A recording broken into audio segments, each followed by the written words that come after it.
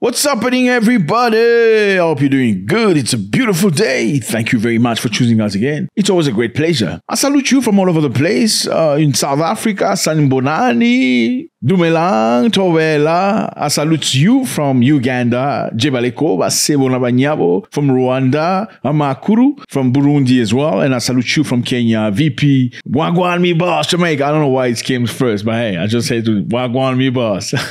Ghana, Nigeria, Namibia, Zambia. I see you. Thank you so much. Ethiopia, Somalia, Niger. Thank you very much for choosing us again. It's always a great pleasure. My name is Zack. I'm sure we don't know each other, but hey, we're going to know each other, right? I'm sure we're going to love each other. No doubt about that. We're here. We talk about our people. It's your first time. Welcome.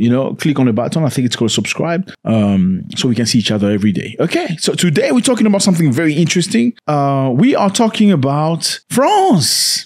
So the French have voted a law. I mean, the parliament in France have voted a law. They say they're going to throw in jail anybody that dares to mock the next person's hairstyle. Yeah. No. I'm just kidding. So on a serious note, a French parliament backs a bill against hair discrimination. So they say this hair discrimination usually affects black women mostly. Okay. France Law's House of Parliament on Thursday approved a bill forbidding workplace discrimination based on hair texture. Okay, they believe that, many people get discriminated against just because of their hair texture. And there's this man whose name is Olivier Serva. He's originally from Guadeloupe. Guadeloupe is a small island very far from France, and I have no idea how it became France. Yeah, French people went there, they beat people up, then they made that land France. Brief, let's continue. Olivier Vera is an independent National Assembly deputy for the French overseas territory of Guadeloupe.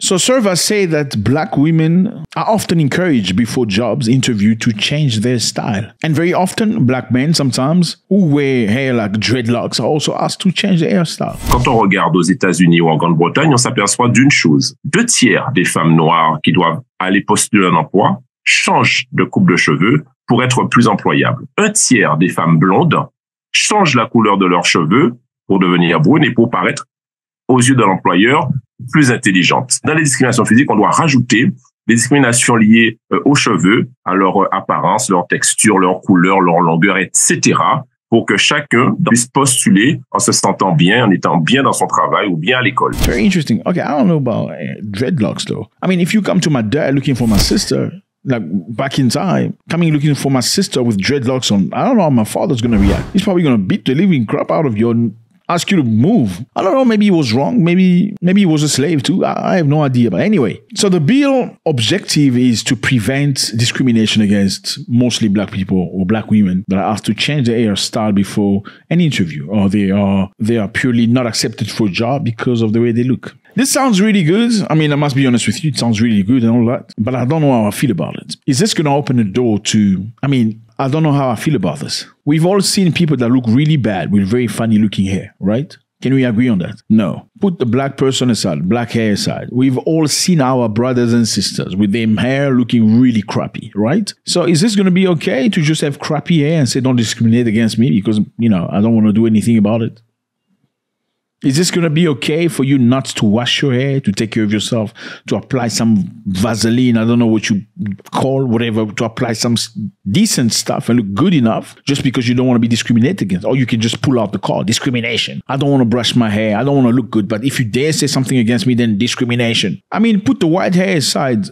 Some of these white people don't come with them hair looking just funny. They put an effort. They apply conditioner, right? They apply shampoo, they apply whatever so they can look kind of nice. Okay? Yes, I'm totally against you being discriminated for having natural hair. Okay? But I don't know how I feel about you not taking care of your hair and expecting people not to talk about it. It's like saying, okay, you're going to be okay with me. I don't want to brush my teeth. I'm going to be right in your face and speak to you about the music I've listened to last night. And don't discriminate. Don't dare ask me to go wash my mouth because that's discriminating about natural mouth. Right? Are you going to create a law preventing people from telling you to not have a natural mouth? I mean, you wake up in the morning, you go to the bathroom, you brush your teeth, you make sure you take care of yourself so that, you can look decent in the midst of people. We know that human beings in their nature, they stink if you don't take care of them. They don't look good if you don't look after them. So you're just going to go to a job looking like don't discriminate against me. Again, I'm not talking about the people that are putting in the work. They want to look naturally themselves, looking decent. I'm not talking about those, okay? I'm just afraid that we very slowly draft into something that's completely different. I'm sure there's a standard you as a black person have in your home, in your house. If ever your daughter had to come with somebody at home, you look at them, you go like, not this one, right? Doesn't have anything to do with discrimination or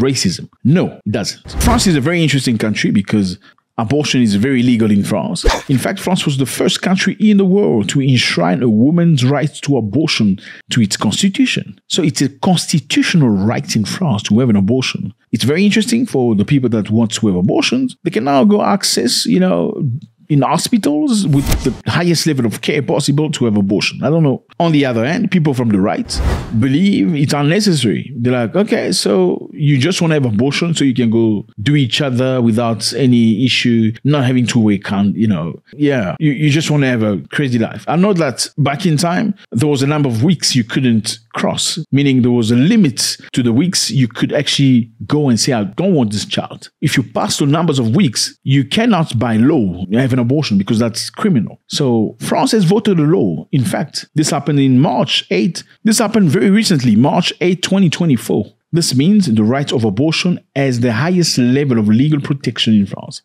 Conservatives feel like the reason why they voted the law is just because they want to be promiscuous. They want to go sleep with each other with no protection, just like that. And if your stomach gets big, you can just run to the hospital and throw it by the dustbin and go again, sleep with each other. Nicholas, George, Patrick, Mustafa. Then when it gets big, you throw it again. But that's what they say, not me.